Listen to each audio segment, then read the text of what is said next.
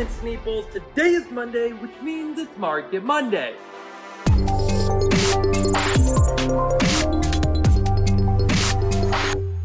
Today's Market Monday is going to be a little bit different. Today we're going over cold foils versus rainbow foils.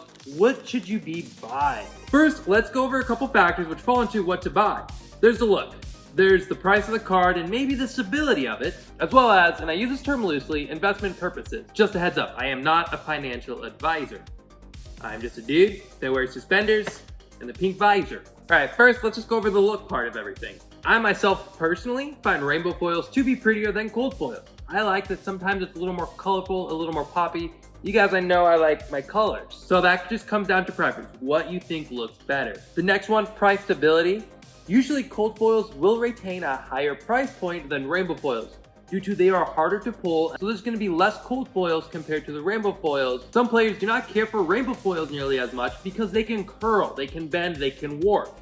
And so if you're playing with those, your card can kind of get pseudo damaged because you don't want a card that turned into a Pringle. Cold foils do not have this issue nearly to the same extent that the rainbow foils do, so that's something you kind of keep in mind. And for the investment purposes, what will be going off there is the cold foil reprint policy from the Fab TCG website.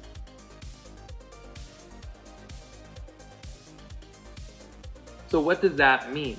If you open a cold foil New Horizon, that specific art, cold foiling, and style will not be reprinted ever again unless it's going to be in a prize card. So there's cards such as like the gold cold foil New Horizons, which you can get from winning huge events. If we look at one of the legendaries for like a newer age set, so we'll go for Uprisings. We have the cold foil for Crown of Providence is $210.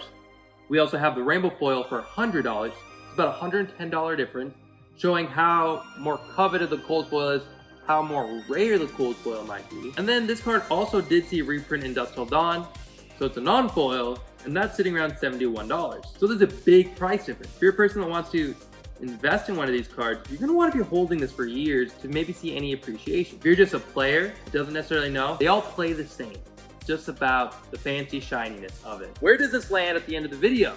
Should you be buying rainbow foil, non-foil, or cold foil? If you're just an average person, you want to play the game, I would recommend getting the non-foils if you can. Or the rainbow foils if non-foils don't exist of that card. Those tend to be the cheapest. And if you pick those up compared to, say, a cold foil, and there's maybe $100 or $200 difference between both of those copies, that extra $100 to $200 you could put into other staples into this game. You can build more competitive decks a lot faster if you just go for the less blinged out versions. If you're a person that wants to sit on these cards, you are a collector, you want to hold these until you hit the grave. Go with cold foils if that fits your fancy being a collector. I can't blame you. It's awesome. It's the most prestigious edition there is. So it kind of just comes down to preference and what you are trying to get out of the game. I want to give a special shout out to all of our Patreon members, especially Alex, Luis Bueno, Brandon Flores, John E, Jonathan Boiler, Maxime DeLu, Lucas Uzumi, as well as S. Sorry if I pronounce those names wrong, I'm not good at pronouncing things. But